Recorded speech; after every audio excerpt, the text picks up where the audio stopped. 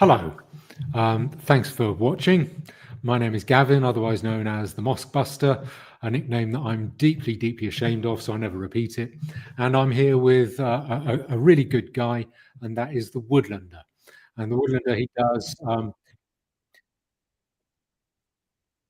hold on. No, and your thing, as I understand it, Woodlander, I want you to outline it, but you buy plots of land so that we, English, British people, ethnic British people, can go and enjoy each other's company, get away from the multiculturalism, the multiracialism, and establish a sense of ourselves being together. Almost, if you could say, a sort of a temporary recreational sense of homeland once again for the odd weekend for people. Is that right?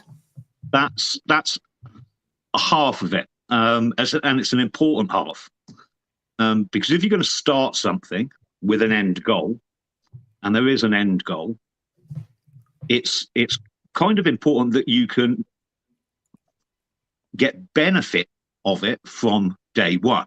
Now, the beauty of investing and buying land is that the minute you've got it, you can start to utilize it. You can start to use it. You can get together with a group of 50 to 100 people. You can have a weekend there. You can go there as a family for a kick around and a barbecue. So you can start to use that straight away. And the end goal, which is to have accommodation on a lot of these plots of land so that we can actually start to build real life communities. Now, in the UK, it's not an easy process, but there are ways you can do it. And we're looking at that, and we've got a good group of solicitors working with us on every single way we can possibly get homes and conference centres and sports facilities onto these plots of land that we own. And it can only be accessed by our members. So it's exclusive, not inclusive. So we control who can come onto those. So that, if I divide it into two things, firstly, there's the short-term aim and the long-term aim. What's the short-term benefit that people get? Well, the short-term benefit is started already. So with this land, we've already got people looking at growing food there, which is becoming an increasingly important aspect as they're planning on shutting down all the farms. So we can grow food. We've already had different groups of people use it for camping weekends. We've had conferences there, sort of open air. We're looking at running bushcraft courses.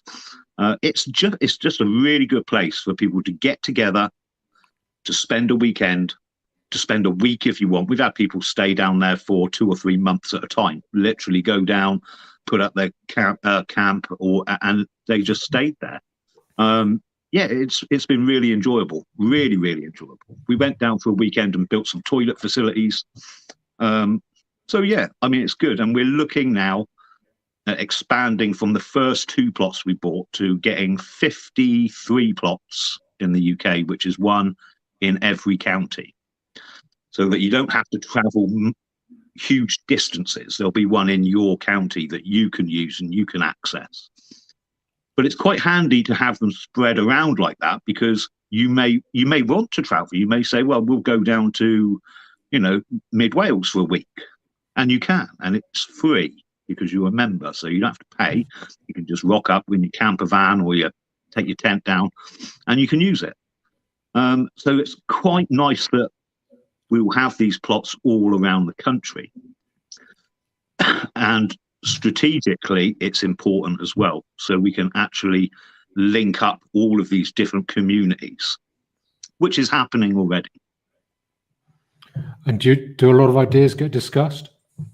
Lots of ideas on how we can move forward, and the sort of things we want in the future. So we're kind of discussing, and this is going to lead into a regular stream that I'm going to do every fortnight starting next year, which is, how do we want that future to look?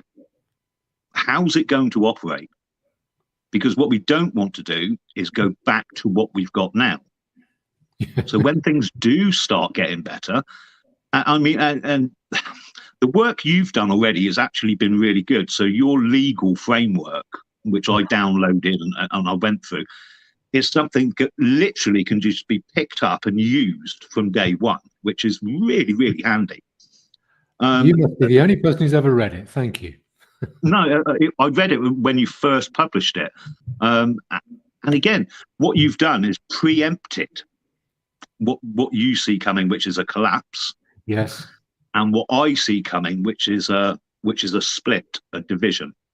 Yes. And I think most people will be quite happy, superficially, quite happy with what they're going to be offered, which is a much lower standard of living, Yes. and highly restrictive. There'll be restrictions on travel. There'll be no private motor vehicles, highly surveilled. But I think most people will go along with it, but not all. There will be a 20% of people that just will not go along with it. And in that scenario, that 20% has got to have somewhere to go. Now, the argument from most other people would be that the state wouldn't allow that. They won't allow that 20%. My argument is actually they probably would, because it's much easier for them to just ignore it, or in fact use it to ridicule, to point at and say, look, whilst you've got your flat screen TVs and your super duper highway internet, which you're plugged into, probably in the back of your head by then. Yes. You've got all of this, and these people over there, they're still living like people did in the year 2000. They're still walking and using horse and cart. And look how bad and how awful their lives are, which they could well do. So they could use it as a propaganda thing, and it is much easier. It's much easier to leave a few million people than it is to round them up. So we're getting into the long-term plan. Yes. Here. This is so. Let me just get you to put it in like a couple of sentences first. What's the long-term benefit that you think your work provides? The long-term benefit is going to provide a place for our people. Now, to begin with, we're buying land that will expand into buildings and premises and property. Because no matter what we do, we're going to need a place. And that's becoming apparent even now, that when you get 50 to 100 people together on that first plot of land we bought, there's a sense of community. There's a sense of camaraderie. Yeah. We can talk freely. We can discuss the future. And we can start to put these things into place. So it starts today with a plot of land and getting together as a group of people. And it ends up with a parallel society where we've got our own businesses, we've got our own land, we've got our own buildings, we've got our own homes, we've got our own infrastructure, we've got our own legal framework. All of these things that can be put in place and run alongside what's being offered to everyone else. Can I ask you a couple of questions? Yeah. If initially this is like a membership organization or an organization that is exclusive for your members, how do you deal with the ferocious equalities legislation, which says you're excluding people on the basis of race and religion? Blah, blah, blah. Yeah, well, I had a retired barrister, a friend of mine, actually spend about 3 months building the structure for the club, because it's a private members club, and how to link that to a limited company, because it's got to be a limited company to buy land. A club can't buy land, an association can't buy land. It's got to be either an individual or a corporation, a company. So we had to do that, and it was interesting because you can actually have a private members club restricted to ethnicity, You can do that legally. You can't restrict on colour, but you can restrict on ethnicity. And the example used was how do they distinguish? What's that legal? That's a legal distinction I'm not aware of. How do you distinguish between so colour? You could have an association or a members club for ethnic Ghanaians. Mm-hmm. This is the example they use, but you couldn't be explicit and say it's only for black Ghanaians. So you can't say that, but you can say ethnic. So we could have actually had a club restricted by ethnicity. The problem is, and this is what he said, legally you could do that. I would give it 3 weeks before they find another reason to shut you down if you do it. Yeah. Right. So what we've had to do is be very careful on the wording and make it explicit that it is for British people. It's a British club aimed at helping British people. And at the bottom, we have explained what we believe British people are, which is ethnic English, Welsh, Scots, and Irish. Now, that's our definition. And we've said, if you agree with that, then you can join the club. But what we haven't said is that if you're ethnically different, you can't join. Yes. So we've had very, very few try to join. And it's quite easy to handle. We have had a few people join and then go, I don't think this is the place for me, which again, it's absolutely fine. Yeah. And most of them have actually been okay about it and said, you know what, I can see what you're doing and I can see why you're doing it. And I wish you all the best. So it's not really been a problem. It is about nuance and being quite open with people as well. You have got to be open and say, look, this is what it is. And you've got to be able to do it in a polite way as well. There is no point using racial slurs or being horrible to people. It's explaining the difference. We've got a member who's Iranian. He's an absolutely great bloke. He understands. He was born in the UK, but his parents were Iranian. And the first time I met him, he said, well, I'm British. And I said, well, kind of not. You're kind of Iranian. Yeah. You're an Iranian who was born in Britain. Yes. And it took a while, but there was no animosity there. Yeah. So we discussed it and we talked it through, and he kind of was like, yeah, you're kind of right. But I'm not going to bar him from membership. He understands what we're doing. He wants to help. He's well liked in our chat groups. People know him. People have met him. He's a content creator. So no, it's that probably does save you quite a lot of legal trouble, because if you can say, well, we allow non-white people in as long as they don't foul up the program, then I think that's probably good protection.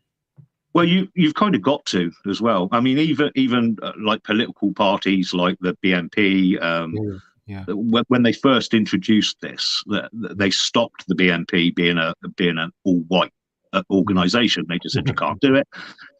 So you can't break the law. So you've just got to make it abundantly clear what it is that you're doing, and we've tried to do that. And we haven't been restrictive. So if someone says, look, I'm Iranian and I understand that white people in the UK are being massively attacked, I don't agree with it, and if I can help you, I'm willing to help, then I've got no problem with that. The other aspect is how do you deal with planning restrictions? Because you want to do building work in the countryside. That's generally a no-no. And generally, if they make an exception for you, saying I'm building a nationalist camp so that people can experience their own their own way of life, then But I want there's 10 several of, things you can do. then I want 10 of those camps. Do you Yeah, understand? And I'm going to sell them all.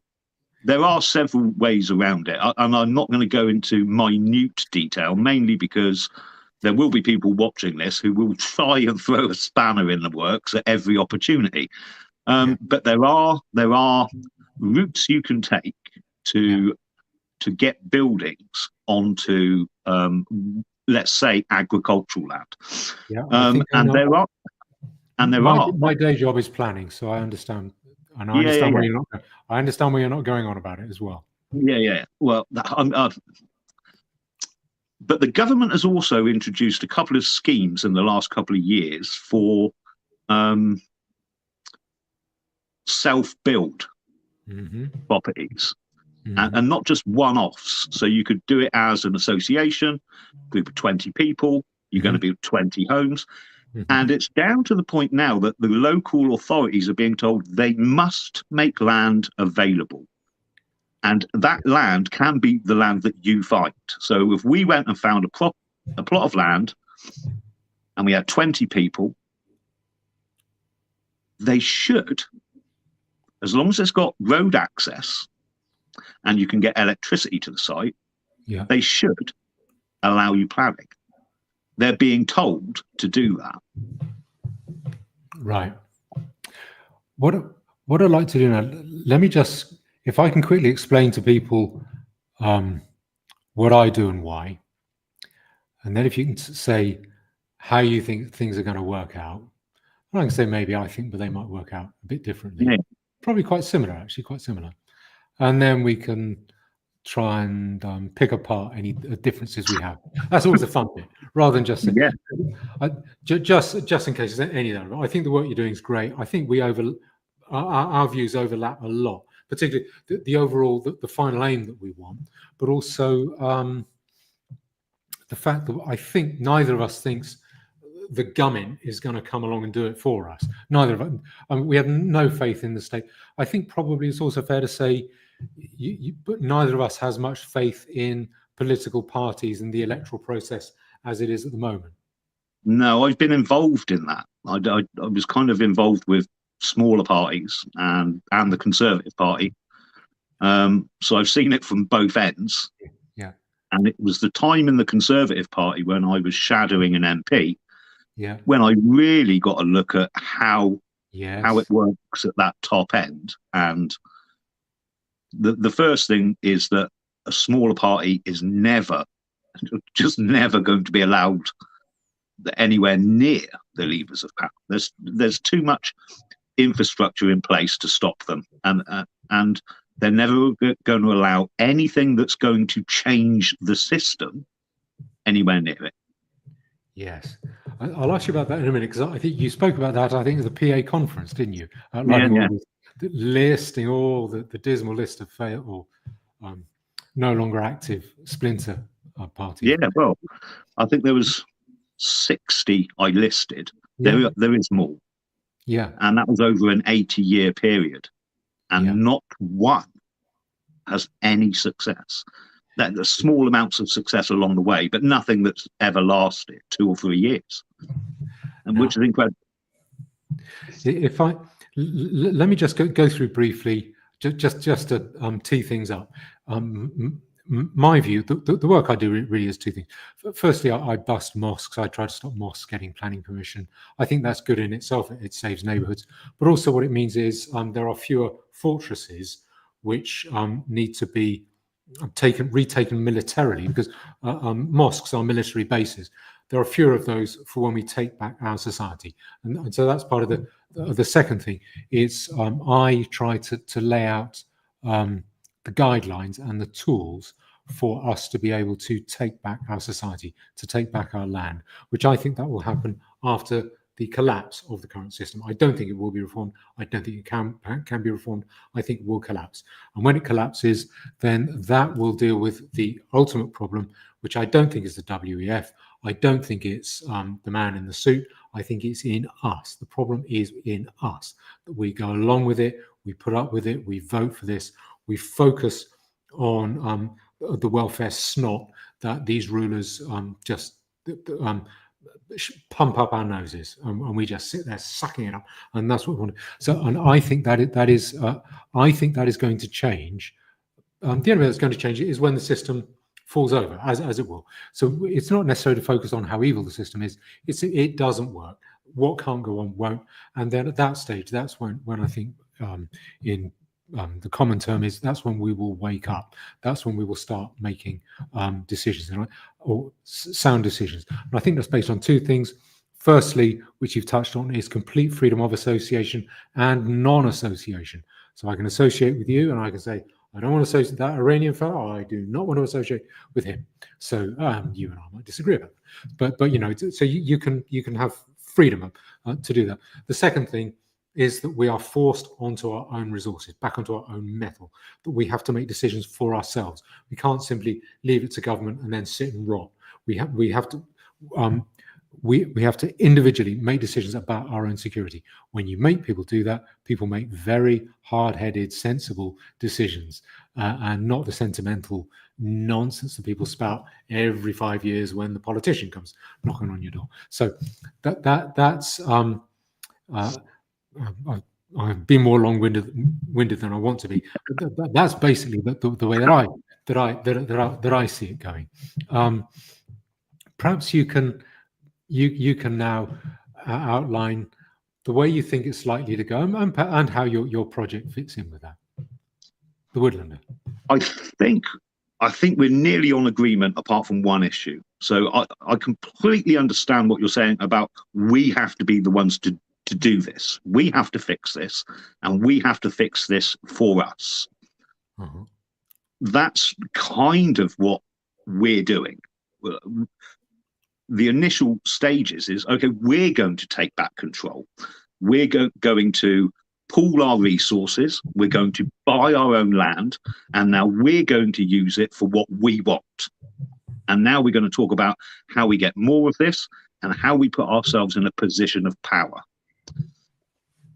The thing I disagree with is that the system's going to collapse. Yes. And the reason for that is the system really is founded on the global financial system. Yeah. Logically, if left to its own devices, I think you're correct that within 10 to 20 years, that will collapse. It's a debt-based system. The debt is too high. Yeah. It's got to a stage now where it's run its course. But I think that's been recognized. And I think they're running a separate system. They've already started to implement it, to tweak it, alongside this one, which will be the digital currency linked to a digital ID. And you're going to find that you will get a slow, controlled collapse of the old financial system and a switch into the digital system. I don't think it will be global, but I think you'll find that the whole of Europe and the UK will go over at the same time. That's going to stave off the collapse, because financially, they will just literally start the whole system again. They're going to restart it. That will be the reset. And it will tie in with a whole new social system, which they've been quite upfront about what they want and the direction they want to take, which is you're going to have a lower standard of living, smaller accommodation. You're going to be restricted on where you can travel. You're going to have probably no access to private motor vehicles, which is why they're building now. I mean, the adverts for the bus drivers and stuff like that is incredible. It's every news station on the radio is so they're trying to build this infrastructure because they know what they want to do. There's no real way to switch from petrol and diesel to electric. Most people understand that. It's a ludicrous idea. You can't do that and switch to the energy sources there. So solar and wind won't be producing enough electricity. And it's not enough to power businesses and industry. You can't scale up on those. And I know because I live off grid and I can run a house on solar power, but I've got to be very, very careful on what I use. So it's all LED lighting and there's no heating elements that are electric, and you can't use power tools with solar, right? So you can't level up to industry using green energy. Doesn't work. So what they're doing is collapsing industry. It's pretty much gone in the UK already. They'll take away your vehicle. Currency won't exist in real life. It will be a digital allowance that you're given, and you'll be told where you can spend it and what you can spend it on. And it'll be a circular, horrible thing. So it'll be these people that produce the goods, and then you get to buy the goods. And I think it all has to change as well because of technology and automation.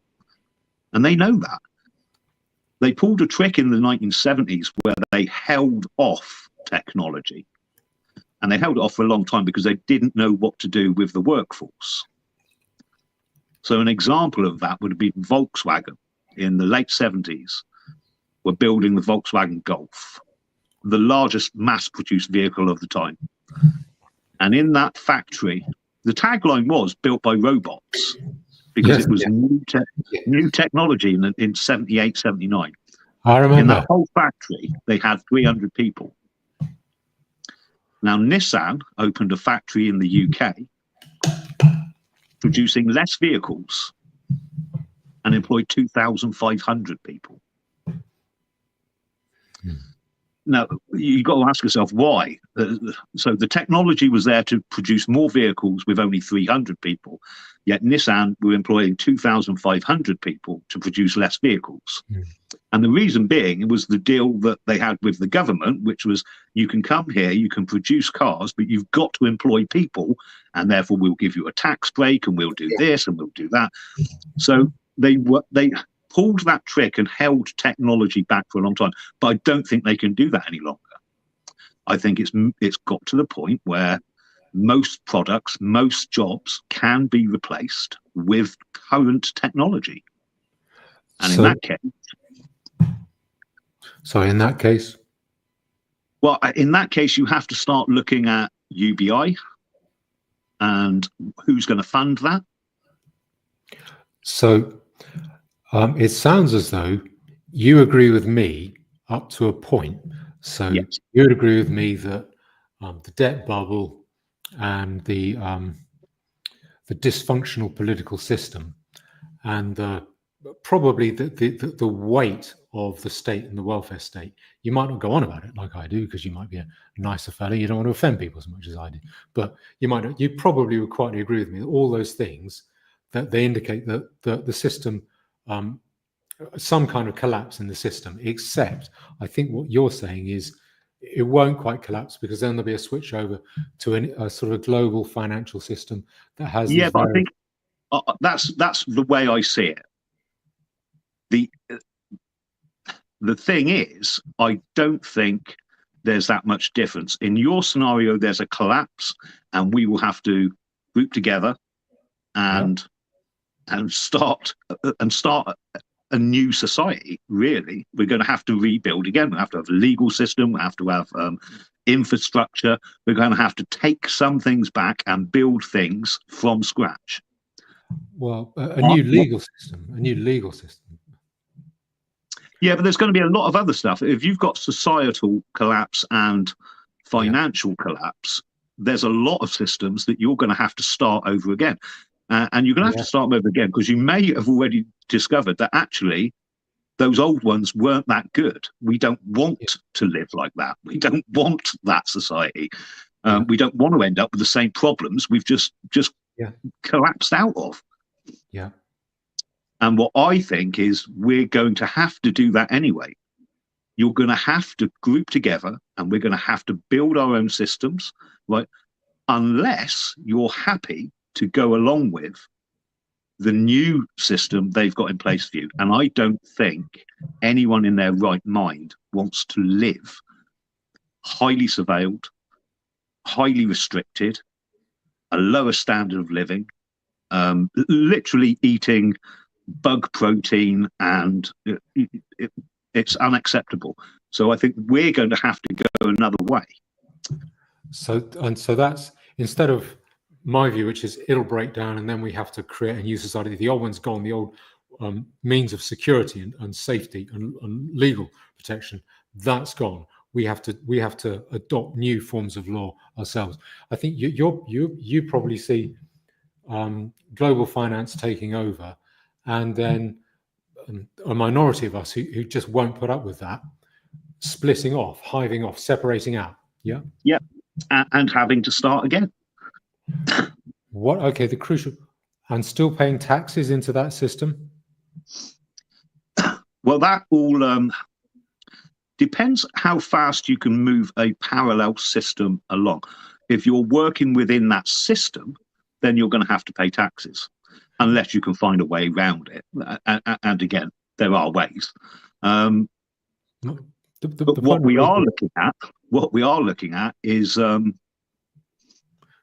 alternative currencies, which can be ring fenced and used in our circle and our group.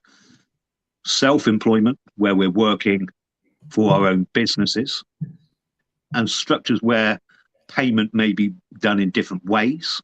So we're looking at ways we can circumnavigate that all of the time.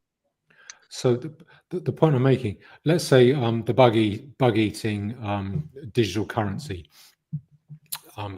system, 20% of us just don't want to get out of it, and we go to the bug eating digital currency authorities, or the offshoot of the global system, I think, that you foresee taking over, and say, we want to get out of this. We don't like it. We want to go and live separately. And supposing they say, that's fine, you can have your own little white ghetto, which we will ridicule and stymie as often as we can, but you are going to pay tax in it. We want your money, and you are going to pay tax into our system. Now, well, how do you get out of that? That's an arguable point. Well, it's more than arguable. Well, they're going to want you to pay taxes if you're working within their system. Well, no, but and that's understandable. But if you've got out of it and you said, we're going to live by our own rules, we're going to live within our own society, we're going to take care of ourselves, we don't want to pay tax to you. Supposing they say, you'd only have to pay tax if you were using their digital currency. If you're not, so look, for our society, for any society, you need food, which is, I would say, one thing you can do if you've got land. You need shelter, and that's relatively easy to build yourself. Having done it, I built a 4-bedroom place myself, and I'm not a builder, so it is possible. And if you have a community around you, the Amish have pretty much got it nailed. They can get a barn put up in an afternoon. So working together, you can get food and shelter.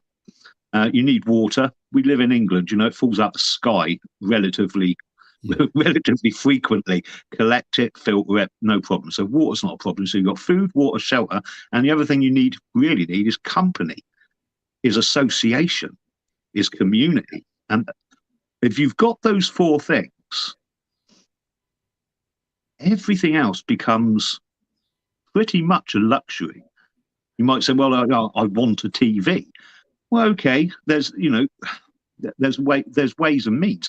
You're going to have some people working both things, that are in that digital world but live in this society. You're going to have crossover. You're going to have some people that are just in that digital world. They live there, but they support you. And all of this has happened before. If you look what happened in the Czech Republic, I understand. I understand. But I want under to the pursue. communist system. I do want to pursue the point I'm making because I think Yeah, I think it is a difficult point for you, and it's not because I want to catch you out or to. no. Yeah, get you- look, you're right. If you're working in their system and No, you're no, taking no, their Woodlander, digital currency, you've got to pay tax. no. Hear me out.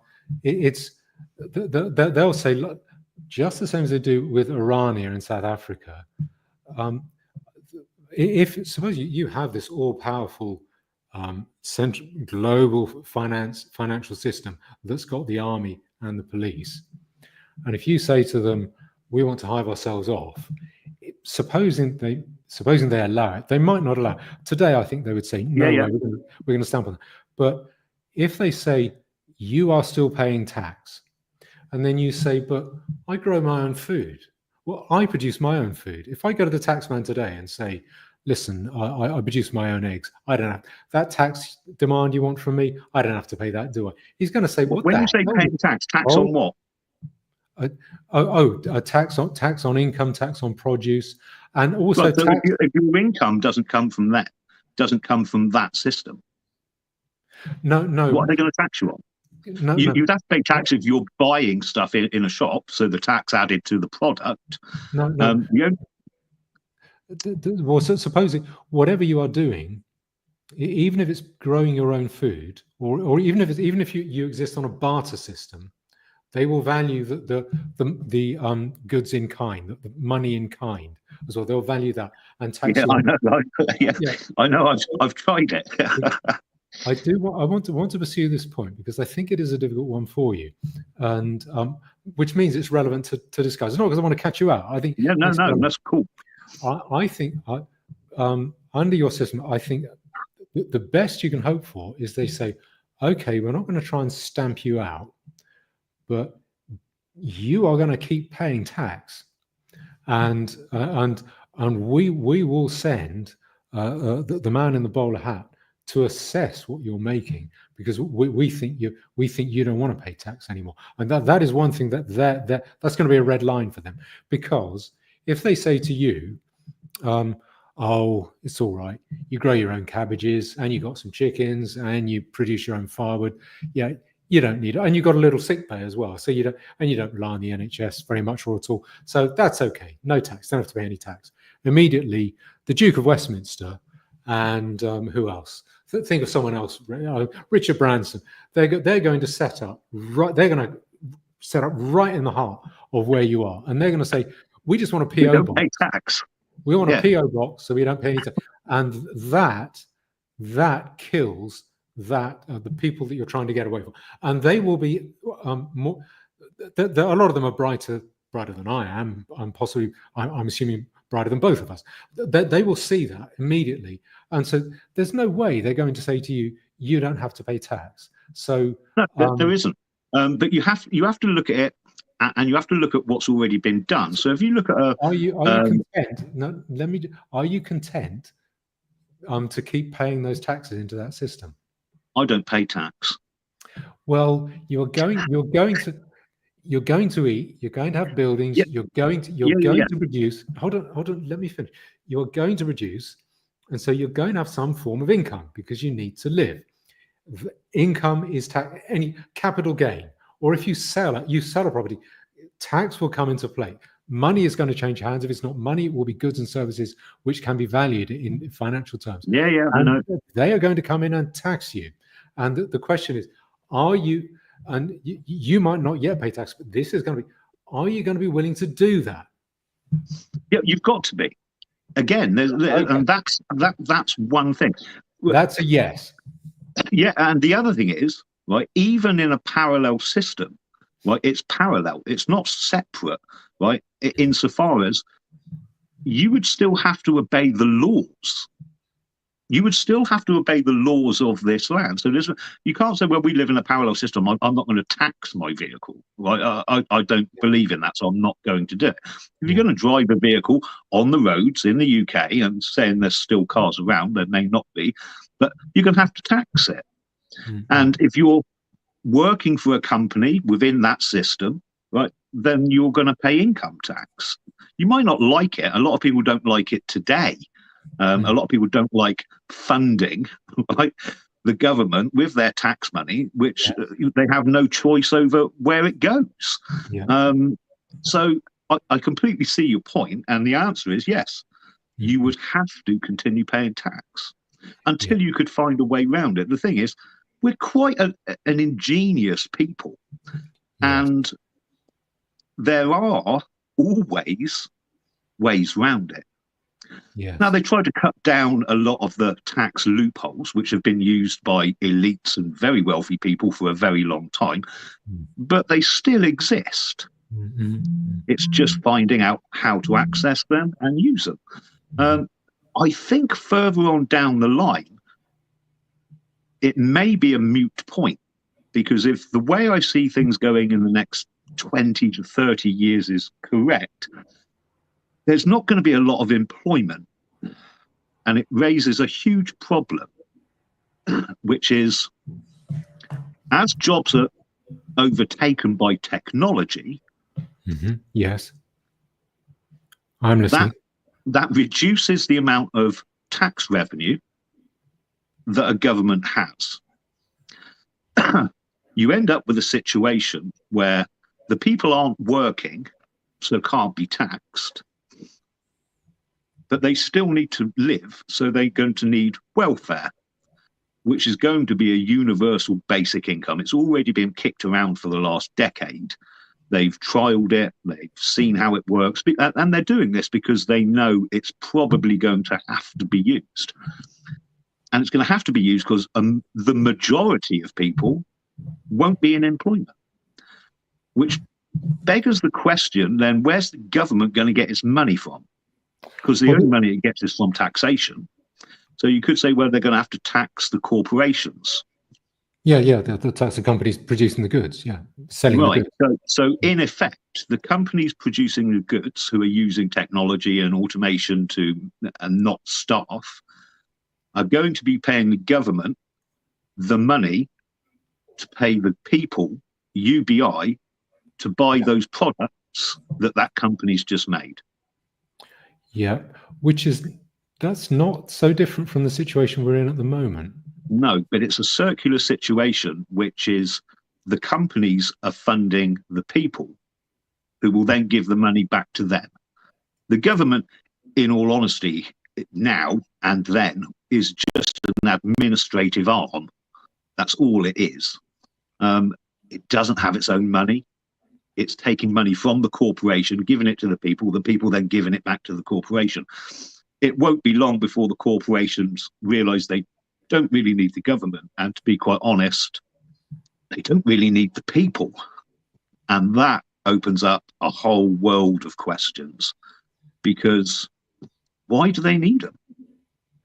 Well, let me, before we get into the economics of it, I'd like to ask you another question, and that is, if you set up your separate parallel system, and it's for ethnic British, I would say English people, but it depends.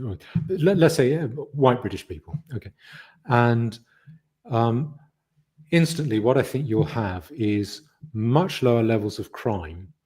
In fact, much greater levels of prosperity. In fact, I think what you'll get people joining you at the moment. I think there are people joining you who like the wholesome country life and to experience the fresh air, and but I think you'll very quickly get some very aggressive entrepreneurial types who like it as well. And so I think what you might find is your area, it becomes very nice, very safe, and very close knit, which attracts people, but also very prosperous, because the English, I don't just mean the British, but I mean specifically the English, are far and away the most entrepreneurial people on earth, more than the Chinese, more than the Jews, more than any other group, more than the Germans and the French. Just astonishingly, like sort of almost, it's a kind of a genetic this sort of entrepreneurial ferocity about the English when they're let off the leash. It's sort of quite scary. It's not, is it? But that creates prosperity, and so when you have that, a lot of your ordinary bug-eating couch potato, I think you sort of sense maybe 80% of the population watching the adverts. I want to buy that with my UBI check. Okay, Yeah. that kind of person. I think actually quite a lot of those people. My experience is that a lot of couch potatoes are actually quite smart if you wave a buck under their nose, and that's a lot of us are like that. So what I think you'll find is an awful lot of people saying, why am I putting up with being hated by invaders who have contempt for me and parasitize off me, and I have to pay a lot of money to partially police their crime levels. So in order to be a victim of crime, it costs a lot of expense, and it impinges on my freedom. There are road checks and airport checks, and so a lot of those people will say, I can be a couch potato with the Woodlander. I can go and watch. But the thing is, with a parallel system, it starts off relatively small. Hold on. But as it grows, just a second. More. Yeah, go on. I understand. Just a second. So, if you get a tidal wave of productive British people joining your system, that leaves the old system. If it's made up purely of invaders, it's made up of nothing. It's hell. It's Lebanon with all the good bits taken out. Okay. Yeah. And is that? Do you see? If I can see that, the smart people who are in power at the moment, or highly opportunistic people who are in power at the moment, they're going to be able to see it. How do you prevent them saying, to hell with you, we need to exploit those white people, we're going to stamp on you, and if we have to stamp on your project to do it, we will. How do you get around that? I think that's a possibility. Yeah. When it reaches the stage, because what happens is it does start small, but what you build increasingly looks better than what's being offered. And that's when you start to get one person, 2, 50, 100. When it starts to grow exponentially, then the system has to say, it has to do one of two things. And what happened in Czechoslovakia was Russia pulled out. They just said, what are we going to do? Are we going to put every single person in prison? Are we going to shoot everyone? Because nobody's listening. That system they're using their own currency now. They've got their own TV programs. They've got their own shops. That like, what are we going to do? So they just withdrew. That was the 50s. That was Czechoslovakia in the 50s, yes? That was Czechoslovakia in the 1980s. And I'll tell you what happened as well. So that was Gorbachev's day, yeah? Yeah. So when they pulled out of Czechoslovakia, the levers of power were handed to the leaders of that parallel society. Yeah. Because they were already there. They were already running their own government. They were already had their own infrastructure. So you're right. When enough people come over, the system then has a choice, doesn't it? It can say, we're going to crush you, right? Or we're going to have to sit down and talk. Yeah. Now, either way, I don't mind sitting down and talking to anyone. No. And I also don't mind standing on that hill, because there is going to have to come a time that you say, no, we're not going to give in. We're not going to give in. We're staying. And then they have, they might come with tanks and police. And at that point, you make a choice, don't you? You make a choice. Okay, I capitulate. I lie down. I give up. I surrender. Or you say, no, this is my land, my home, and I'm not going. But I think that's a long way off. The Czech system. So I'm not being too argumentative here. You're not. No. That's cool. The Czech system, I would see as you would expect. I see it as being in line with what I'm saying, because I think the fall of the Soviet Union. We are late stage Soviet Britain. I don't know if you've heard that phrase, late stage. Yeah. Like the Soviet Union in its death throes, particularly the dysfunctional, debt-ridden economy that just can't do anything. Everything screws up. The dead hand of the state failing. And what seems to me what happened there was the Soviet Union was collapsing, so it wasn't transitioning into a new global finance system. It was just collapsing, and as a result of that, it couldn't project its power anymore. So what it said, in because I've read a lot of history about the fall of the Soviet Union, because it's just so it cheers you up, because it's the bad guys imploding. And what they said is, we're not going to intervene militarily. You can sort your own problems out. And what all of these Eastern European countries found, Czechoslovakia, Hungary, and Germany, is they basically they each brought someone in to try and balance the books, and that meant cutting back on security. So they just had to cut back on security.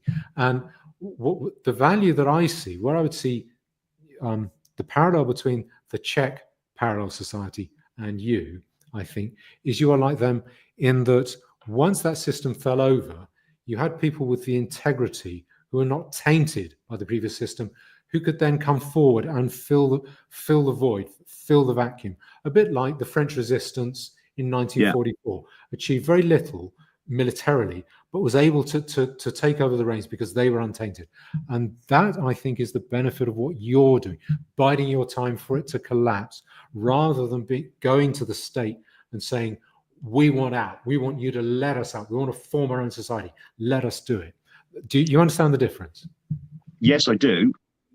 That's not exactly what we're doing. We're not going to go and say we want to. We're just going to do it. We're going to build it anyway. And on either one, if it does collapse, or if they switch it over, we should be working now. So we already have something in place for when that happens. There's no point in waiting for that collapse and then going, right, now we should do something. What we should be doing is getting stuff in place right now, so that when that happens, we've already got an infrastructure, we're already waiting, and when it happens, we're ready to go. We've got places to go, we've got, stuff in place already. We've got distribution centers, we've got everything we need.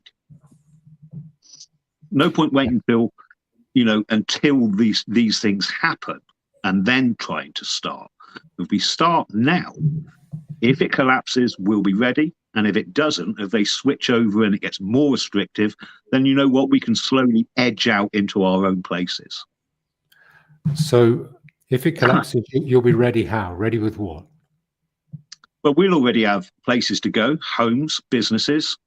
We maybe even have our own financial system. We could definitely have our own legal system. All of that could be in place before it collapses. Yes. So it sounds to me the heart of what you'll be ready with is the shared mentality of the people who are signed up to your members of your initiative. Yeah. The communal sense of doing something different together. Yes. Right. Yes. And that's getting bigger every week. So we get more members joining every week. In the first 18 months, we've already raised up £137,000. And there's no backers. That's just members putting in £10 a week and £5 a week. Yes. Small amounts from a large membership. We bought 2 plots of land.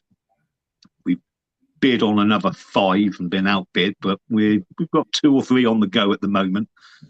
So this is something that's in 18 months has actually grown quite well and is already being used.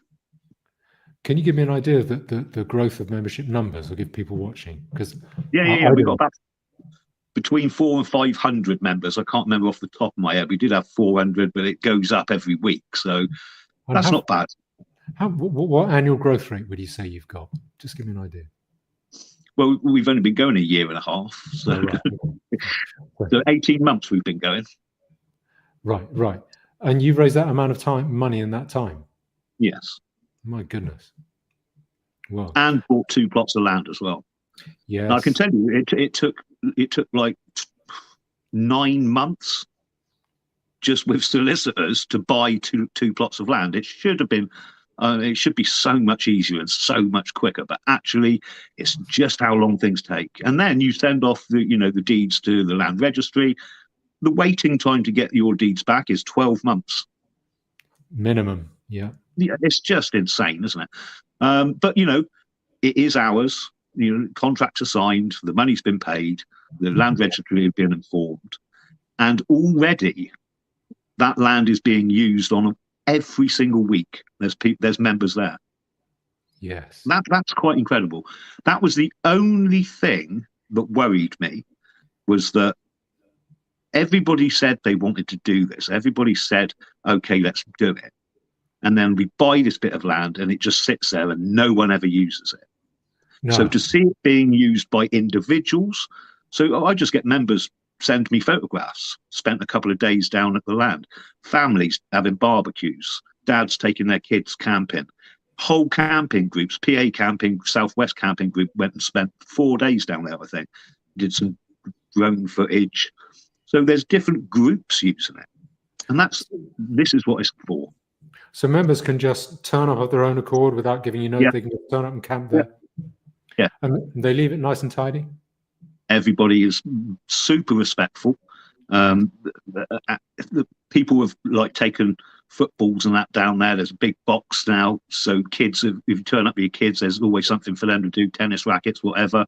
There's camping gear that people have left down there, spare stuff. If you want to go, there's always a tent and some sleeping bags. That's all stored down there. It's a really good community, really good. If it gets off the ground for people to be able to live there and form a neighbourhood, my guess is there's going to be a lot. That's the plan. I think you will then get a lot of people wanting to move there, if the possibility of doing that, because well, I'll be honest with you, right? As well as the land we've bought for members, we have now enabled 15 of our members to buy their own land. So that's 15 members who are now landowners. Yes. We've done that through group purchase, and then we'll split the land down. So it's much easier. You won't find a half acre of land for sale. Well, you're just not going to. And if you did, it'd be massively expensive. Yes. But you can buy 5 acres. Yes. And then you can split that down yourself. Yeah, yeah. So now we've got members who have got their own plot of land. As well as access to membership land, they've bought their own plot. So we're now enabling members to make financial investment in their own plots of land, which they can use for whatever they want. And that's a good thing as well. So I'm working with another group of members in the north who want their own land, another group of members in the southwest, and these are communities. So these 10 people have got land. They're not separate plots all over the place. This is one plot of land. So 10 people have got that plot. So that's 10 people working together, but they own it. So it's quite exciting. Yeah, yeah. What occurs to me, if it was open to all the 57 varieties of foreigners to go and stay there, imagine how they would leave it after it. It would be like that's why it's a private members club. Yeah, it would be like after the Notting Hill Carnival. And, and it's just not what we want. I'll give you an example of what it is like. When I organised, and I didn't really organise, I just said, I'm going down at the weekend, I'm going to build some toilet facilities because we've got quite a lot of female members. And it's okay for a bloke to take a pee behind an oak tree, but not so good when you've got women and kids. Yeah. If anyone wants to come down and give me a hand, I'm going down this weekend. I had 50 people turned up. When I drove down there, I was met by a group of 10 lads with wheelbarrows, right? And I was like, I recognised a couple of them, and I wound the window down. I said, right, lads, what you up to?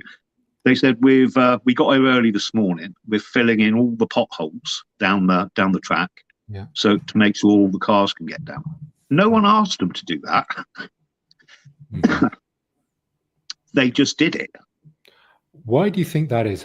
Because people don't turn up along my road and fill the potholes. No, Why do you they think that they is? did that for two Oh, reasons. One, that's actually what we do, yes, given the chance.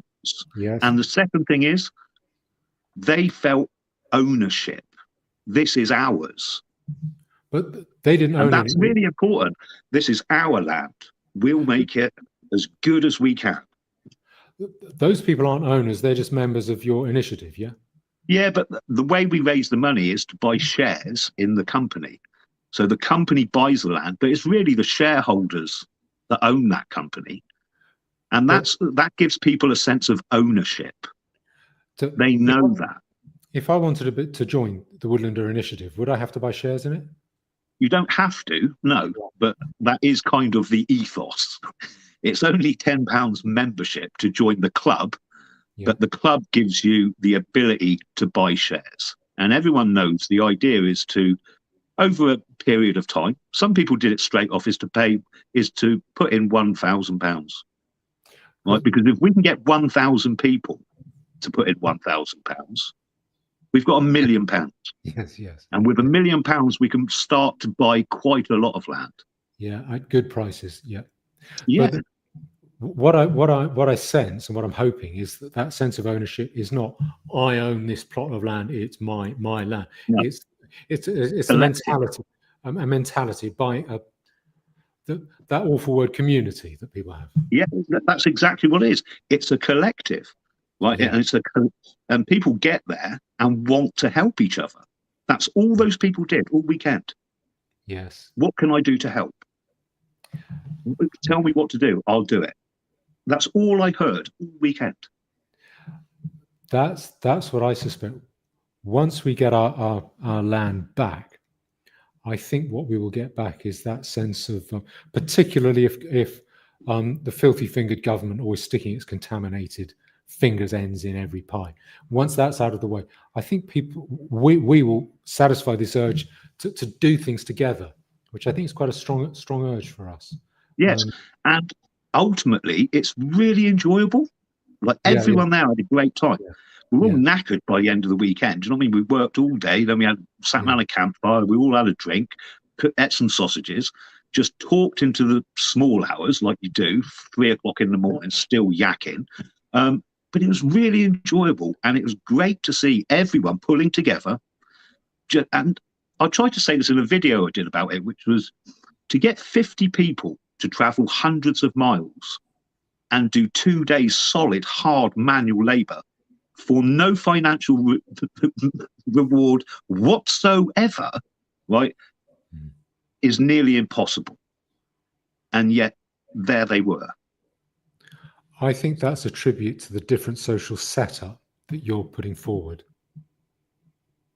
Yeah. It's a symptom of that. People just want it to work, and they want it to be good, and they want it to be great. And they understand that no one's going to do this for them. Yes. We have to do this. We do this for us. Yes. And it works. It works. Yes. Now, I see the value of what you're doing as being setting up an example in the wings. Okay. I think you see it as a parallel society in the making for a minority of people like us who are minded that way. Okay, and I think that what that comes down to is the issue of whether we think there's going to be collapse, or which is what I think, or transition into the sort of global finance system, which is what I think you think.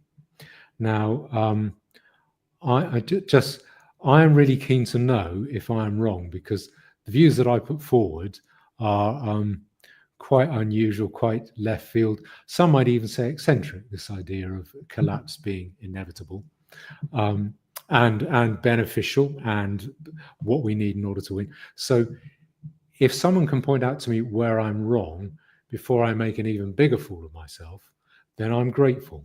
So if you can now tell me why I'm wrong, it's not going to collapse, why they're going to keep the system buoyant through by plugging into international bug-eating capital. I think that's, if you can tell me why I'm wrong, please. I think logically you're right. The financial, because it is the financial system that we're really talking about here. It's the collapse of the financial system. Money. But I think they've already recognised that the financial system needs to change or it will collapse, which is why they want a digital currency. And they're already ready to roll it out. I don't think it will be global. I think it will go nation by nation. I think Europe and Britain will switch over at the same time, or roughly the same time. But that will reset and that will stave off the collapse. So you're saying digital currency will stave off collapse? Yes. How? I think there's an argument going on at the moment, right? There's an argument going on between who runs the financial system at the moment. And most people know that these banks are privately owned. Yeah. Right. Even the Federal Reserve in America is a privately owned bank. You don't get to know who, but it is privately owned. There's an issue, which is a debt-based system was never sustainable. It was never going to be able to go on forever. The problem I see is that these banks are owed vast amounts of money that can't be repaid. Yes, yeah. They can't. Yeah, if they called in the UK debt of 3.5 trillion, well, we haven't got it. So what do they do? And I'm unsure about this as well, because it's never really talked about, which is if a bank lends large amounts of money, usually it has some sort of equity there that if you can't repay, it can take something. It could take your car or your house. Yeah. There's an asset. Now I'm unsure if governments put up something as equity. I'm not sure. No, generally, no. Bonds don't have security. That's how they borrow. No, so all they're doing then is trading on future profitability, on the promise that these people will make money and we can tax them and then we can pay you a bit. Yeah, that's right. Yeah. I think that the financial system has to change or it will collapse. The digital currency is not going to be run on in the same way. They can't. It's unsustainable. So they're going to change it. Let me put a couple of things to you. The majority of currency today is already digital. So when you have QE, quantitative easing, the central bank, so the Bank of England or the Federal Reserve, they don't hand over suitcases. They don't print off, no. They just go like that on the keyboard, and it appears on the digital balance sheet of Goldman Sachs, let's say. And so the point I'm making is, and if money is digital instead of paper, that there's no significance in that. The difference between paper and digital, that is. I don't just think it's going to be a straightforward swap. I don't think that's what's going to happen. I think they're going to change the system. Okay, so it's more than simply a switch over to digital currency. So we both agree that's not enough in itself. How's that going to change this? How's it going to change the system enough to keep a bankrupt system going?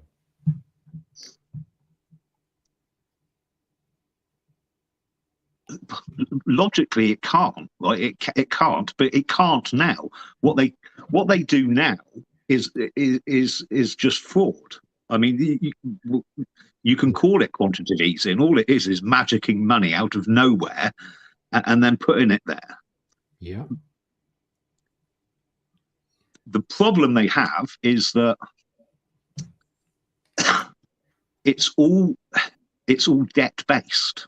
So on everything everything they're borrowing has got an interest added to it, which doesn't exist in the real world. So the only way to get that is to produce more of it.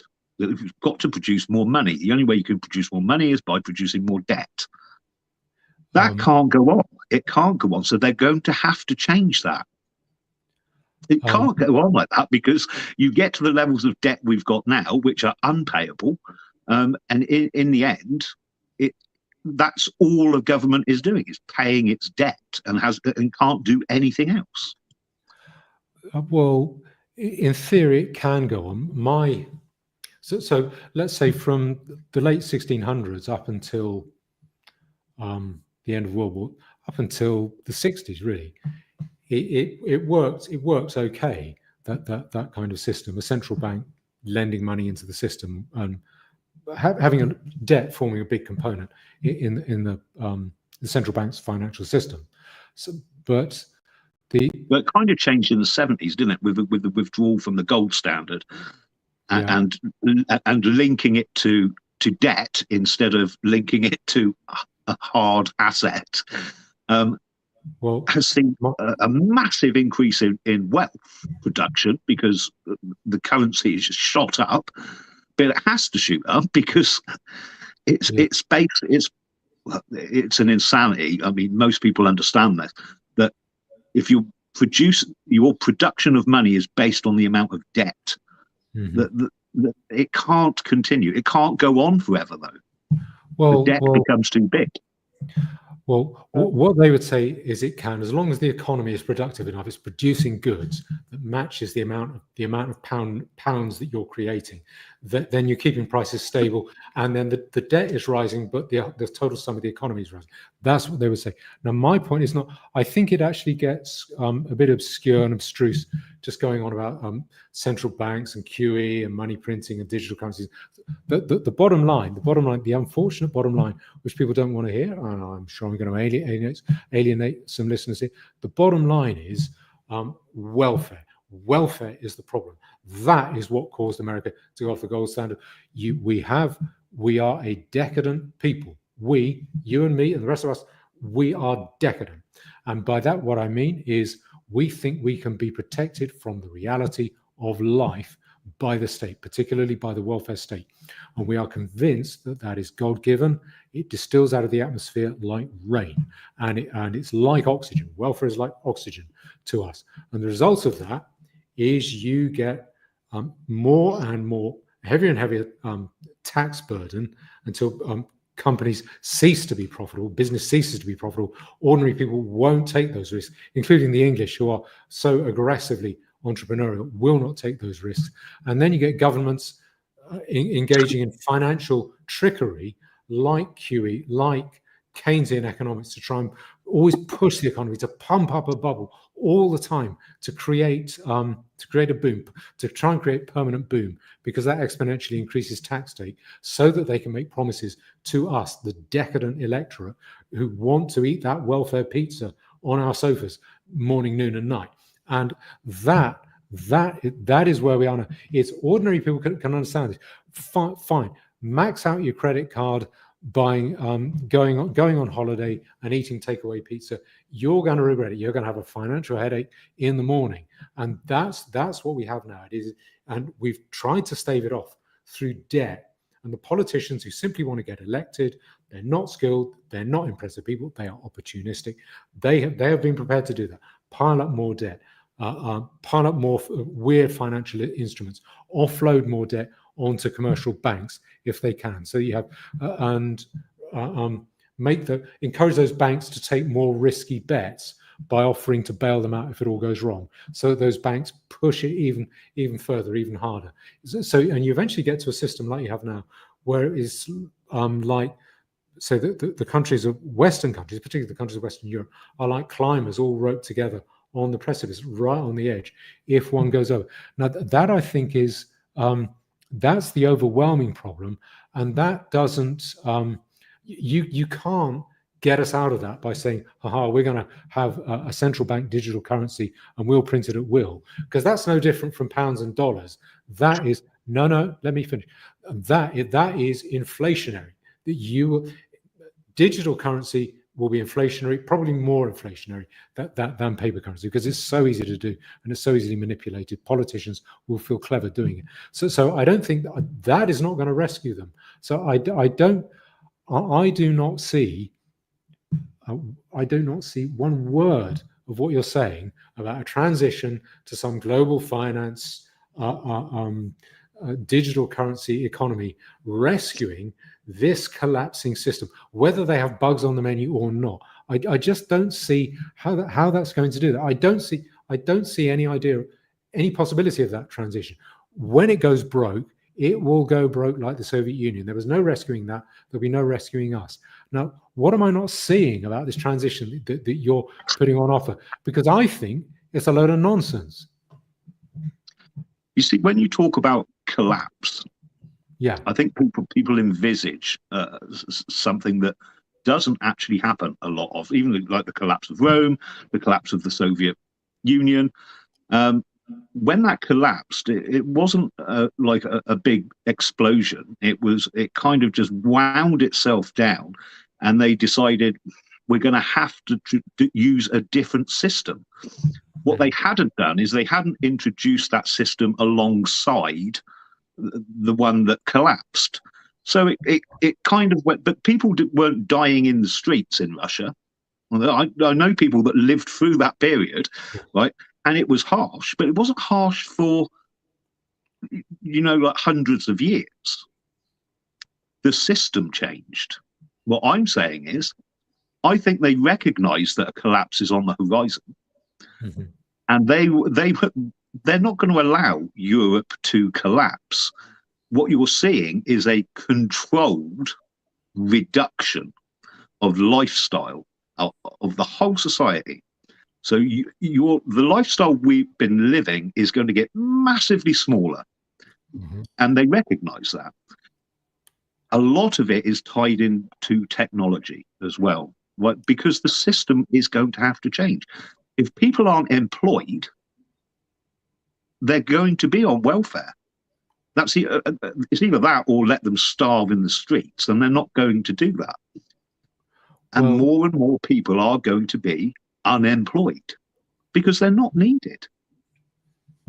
Well, that was said about elevator attendants in New York in, I think, the late 40s. I think you had 70,000 elevator attendants in New York, and people said, these people will all be unemployed when you can push a button.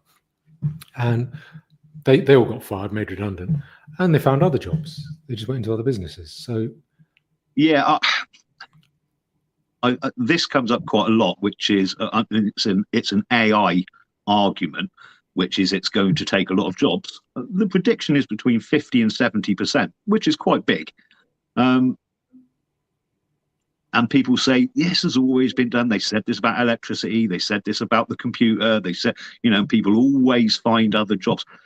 But there does come a time, there is a pinnacle when actually technology can do as much as we can. And it already could, right? It already could, but it's being held back. So they know from lockdown that you don't really need quite as many teachers, because one teacher can talk on a monitor in 9 classrooms. He doesn't need to be in. You don't need 9 teachers. You need 1 teacher. They already so if you go into a pub and you've got 15 bar staff, why don't you just have 15 vending machines? Yes. The biggest expense to a publican is the staff. Yes. Why even bother? So all of this stuff is already available, right? But it is being held back. And it's being held back because if they were to roll all of this out at the same time, there would be mass unemployment straight away. And you can't control that. So what you're seeing is a controlled collapse, because technology is going to could take vast amounts of employment. We already know that AI can do a lot of the blue collar work.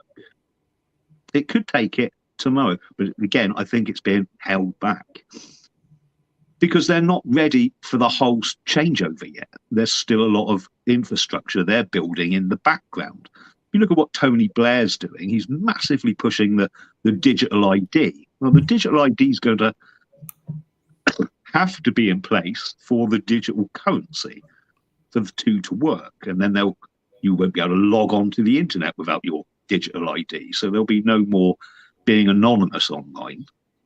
So there's a lot of stuff there they've got ready, and they're introducing it piecemeal, bit by bit by bit. But that technology ties into the financial system, because if people aren't working, the government can't tax them.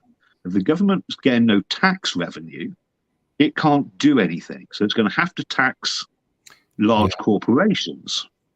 Large corporations are then paying the government, who the government are paying the people welfare, and you've got a circle of money that just goes literally round in a circle, which I think is, again, that's not something that continues forever, because the only person there doing anything is the corporation. And there will come a time where they just say, well, why are we doing this?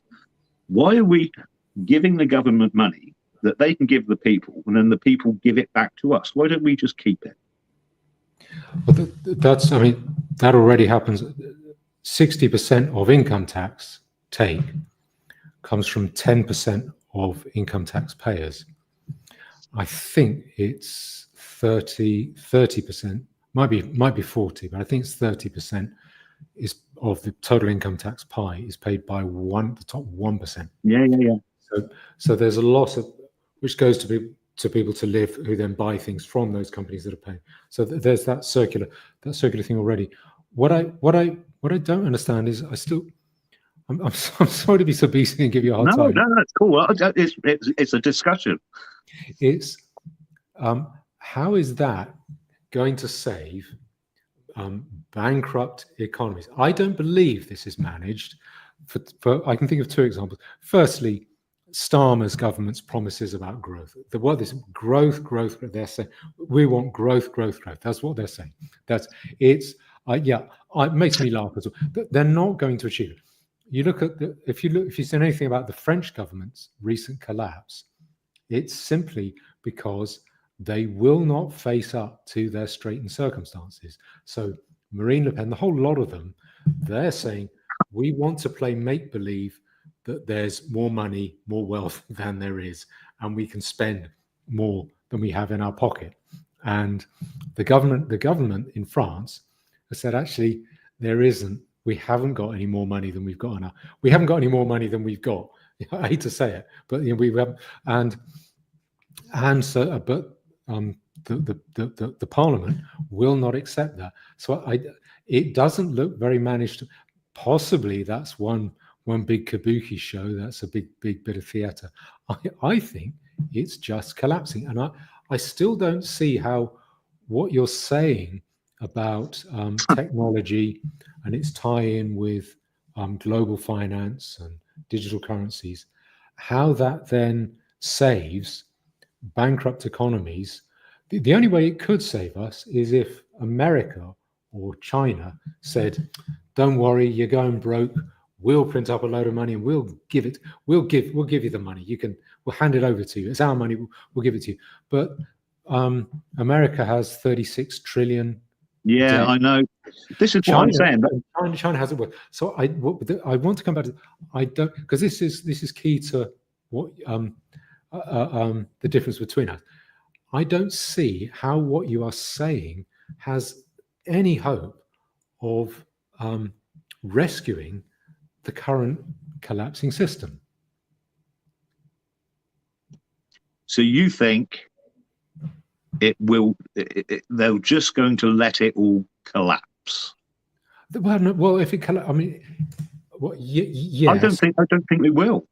I don't think they will. And how that new financial system works, I don't know. I really don't. I'm not an economist, but I don't think it can work the same way that it has been working. I don't think you can have a debt-based system. And I think that's what they're going to have to change. Well, the reason I think it will collapse and they have no choice about it is if they run out of money, if the state runs out of money, it can no longer pay welfare. And Yeah, I get that. But when you say when the state runs out of money, I mean, what they tend to do now is just print more of it then. Yes.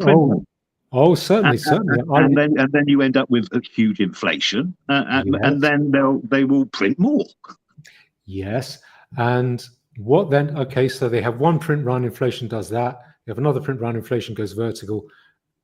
Okay, I'll tell you what happens. I'll just save time. Eventually, people say that printed stuff is not worth anything. And it's Germany in the 1920s. Or the money, or even worse, it just ceases to be worth anything. So that currency just stops, it disappears. And then your auntie's bunions, she's going to operate on her own bunions after that. And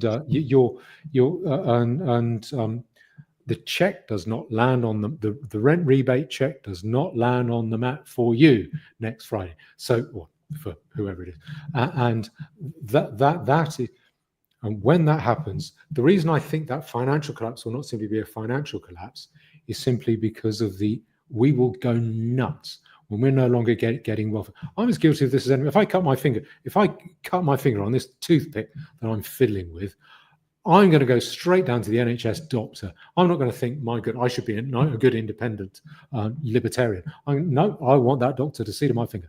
And if he says no, we're not going to, I'll go no. Well, I'll be pretty angry about it. But most people most of us have some kind of welfare in our lives, pretty much all of us. And I think we will go nuts. That is the purpose of government. It has no other purpose as far as we're concerned. And that's the collapse you're talking about, is at that point.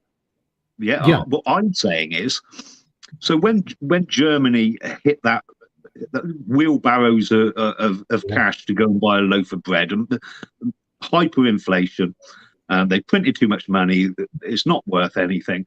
What happens, usually far too late, is a new financial system is put in place to rectify it, which is what happened in Germany. Which is what happens when there's a huge collapse. They changed the system. All I'm saying is they've recognized that the system is coming to an end. They spent the last decade rinsing as much cash as they can out of the public up to the top 1% corporations and individuals. Literally the biggest wealth transfer in the last decade ever seen. Yeah. And they are going to change the system. How they change it, I have no idea. Well, I really don't. But it's come to the point where they either do that or your scenario is a definite. Because if they don't, collapse is the logical conclusion. I just don't think they're going to allow it. So how they change it, I have no idea. I can't say that. But I think the financial system will be changed in order that they can continue. Well, why is it relevant what they allow? How do you mean? Well, if they, supposing the government goes broke and collapses on Monday, and then Keir Starmer gets up and gives a speech saying, "I refuse to allow this collapse to happen. I will not have it." What difference is that going to make? Yeah, I mean, Keir Starmer's not going to be able to do anything. But I think we both know, and most people watching will understand, that the Western governments are really just administrative arms.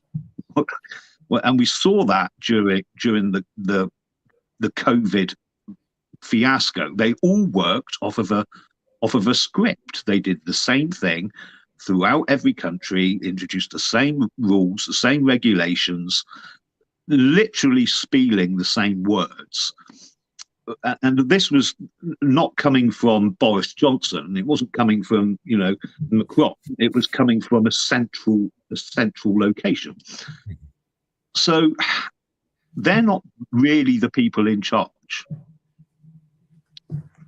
Yeah. Whoever's running the show, Gavin, whichever group of individuals is running shit, Yeah. I don't think they're going to allow Europe to collapse. I just don't. Well, Or this, America. I don't think they're going to allow America to collapse. People have been muting the point that, America is going to financially 30 odd trillion or 13 trillion in debt, whatever it is. Like, it's huge. And you can't keep on just printing money. yes. Now, I agree that our politicians will do anything in their power, including some really very violent and disgusting things, to maintain power. It is an addiction. I agree. I think a difference between us, as far as I can tell, maybe I'm being unfair, is I'm saying, yes, it's going to collapse. And you're saying, yes, I agree with you, but they won't let it collapse. And then I'm saying, well, how? How are they going to stop it? And you're saying, I have no idea how they're going to change that financial solution. That's yes. And you're saying, I don't know. I just know that they won't. Now, that seems really very very admiring. You seem to have a great admiration for their ability to magic something out of nothing. You seem to say, I don't know how they're going to keep control of it. I just know they will.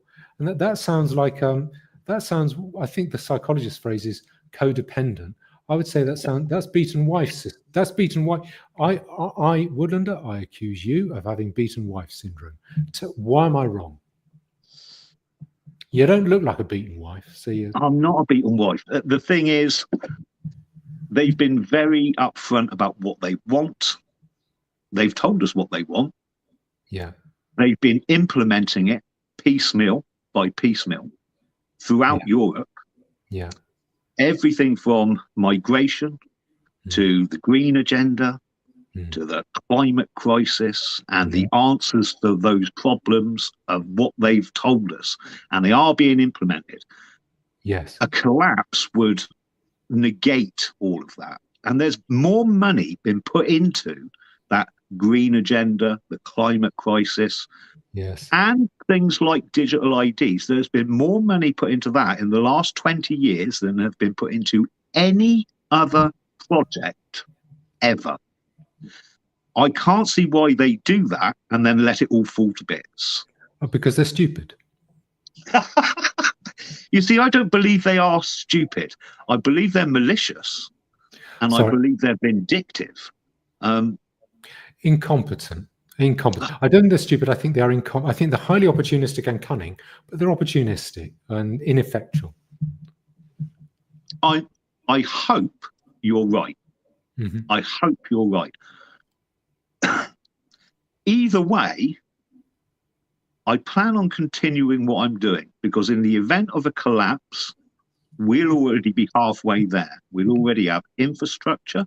We'll already have places to go from day one.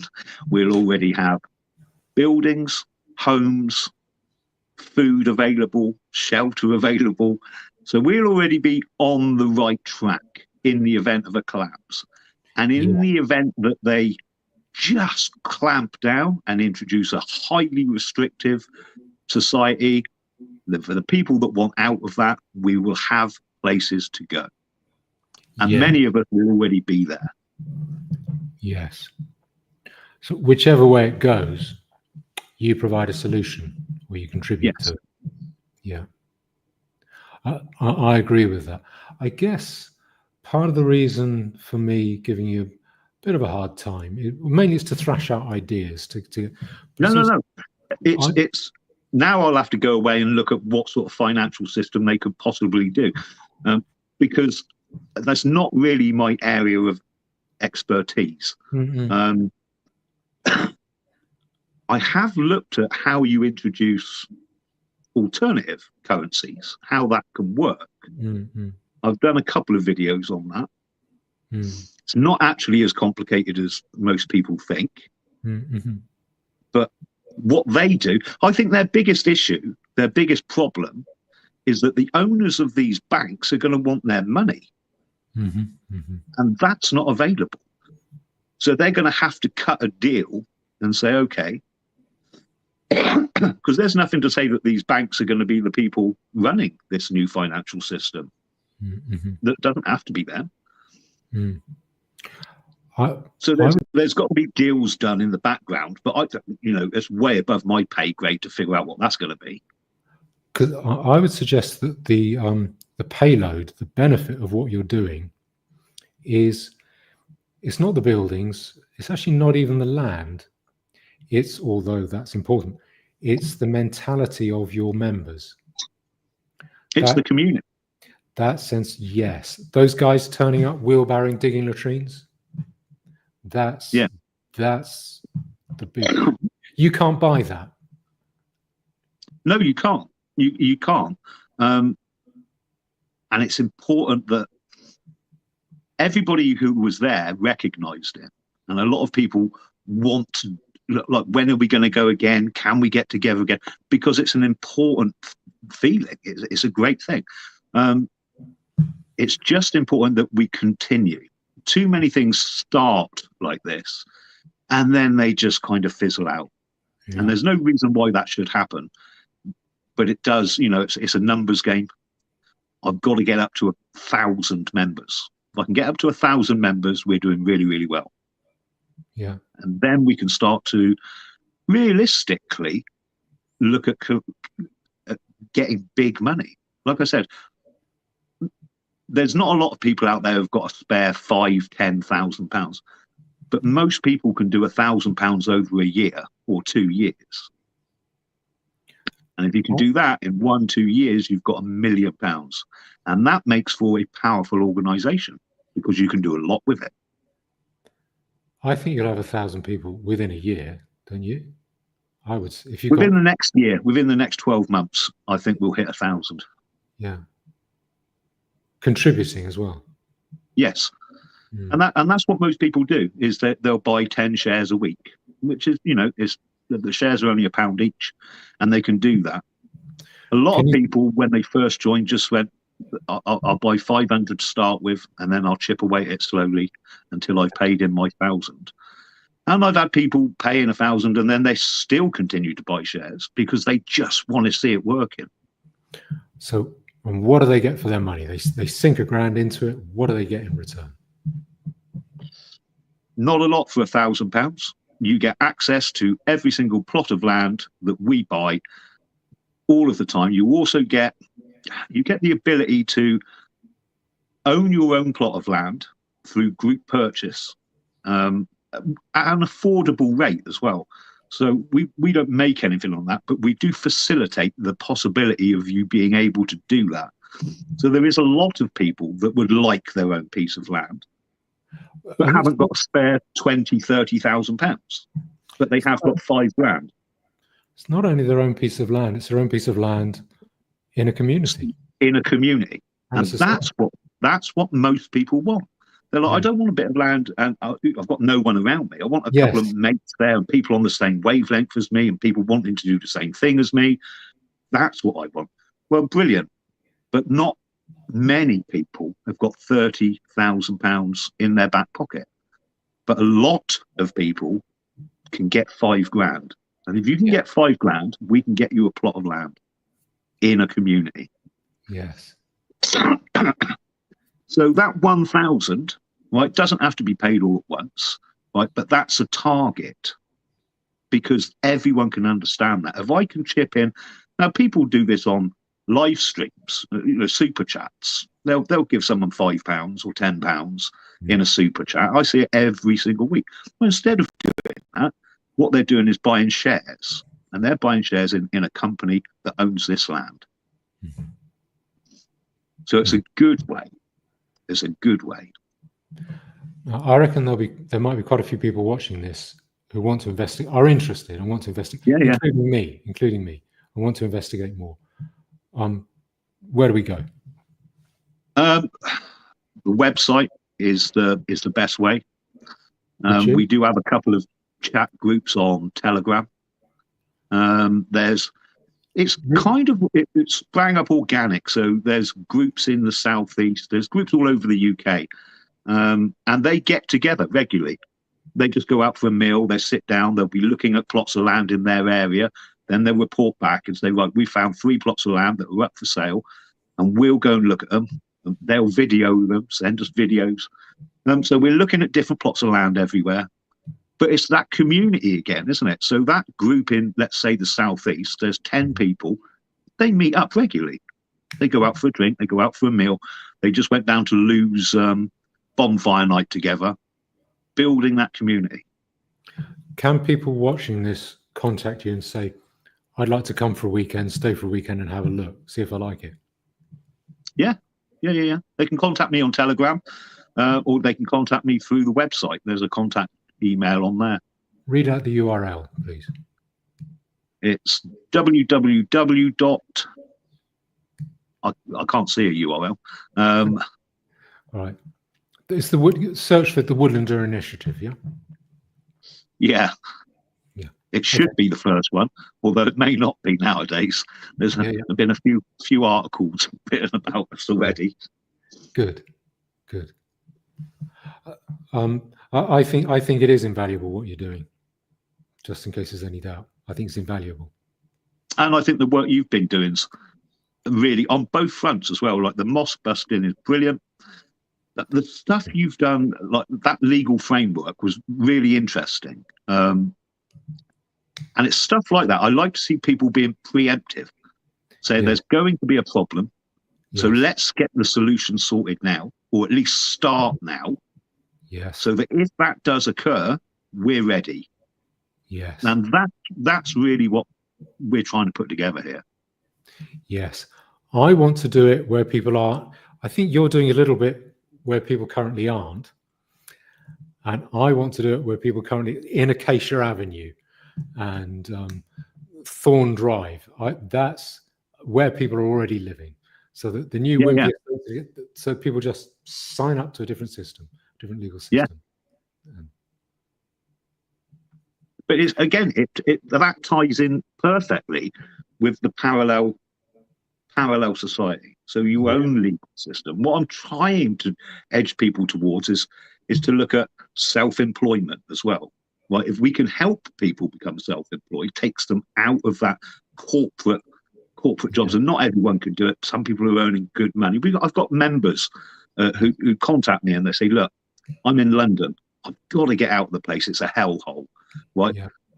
So I'm going to invest, and the next plot of land that comes up around this area, I want to buy a plot. But I'm going to stay for the next 2 years in London and rack up as much, because they can make great money. So they're pulling out their money as much as they can, but at the same time, they're having that little investment over here. So they can get out. They've got somewhere to go to. And it's already paid for them. And a support network of friends. All around. All the same people. We all want the same thing. Yes. I'm conscious I've taken up enough of your time, an hour and 3/4 already, and you've probably got important things to do. I can hear the dogs barking in the background already. They all want their tea.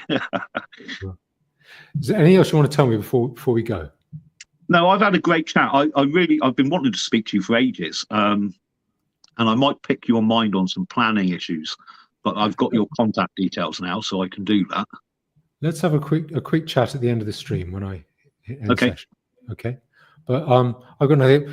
Please keep going. Hope I haven't been too beastly to you, giving you a hard time. That's not my aim. No, not at all. I admire what you're doing. I admire you. It's great work, and we'll keep going. All right. Brilliant. Thank you. Super job. Okay, I'll hit the red button now. Bye-bye, everyone.